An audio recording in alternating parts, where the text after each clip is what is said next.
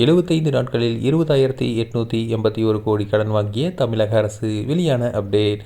தமிழகத்தில் 2021 முதல் 2026 வரை திமுக ஆட்சியில் இருந்தபோது தமிழகத்தின் மொத்த கடன் 13.18 லட்சம் கோடியாக உயர்ந்தது. 2026 சட்டமன்ற தேர்தலில் தாவேகா வெற்றி பெற்று ஆட்சிக்கு வந்த பிறகு தமிழக நிதியமைச்சர் மரிய வில்சன் தமிழக நிதிநிலை தொடர்பாக ஒரு வெள்ளை அறிக்கையை வெளியிட்டார்.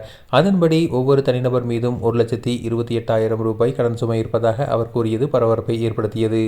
அதற்கு விளக்கமளிக்க திமுக முன்னாள் நிதியமைச்சர் தங்கம் தென்னரசு, இதை தவிர்க்க முடியாது, தாவேகா எங்களை குறை சொல்கிறார்கள், இன்னும் 5 வருடங்களில் தாவேகா ஆட்சியில் இருந்தாலும் கடன் சுமை உயரும் என கூறியிருந்தார்.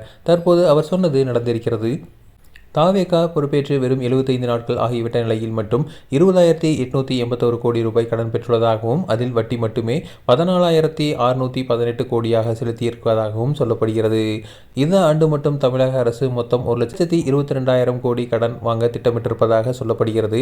அப்படி பார்த்தால் தாவேகா ஆட்சி முடிவடையும் போது தமிழகத்தின் கடன் சுமை 20 லட்சம் கோடியை தொடும் என கணிக்கப்படுகிறது.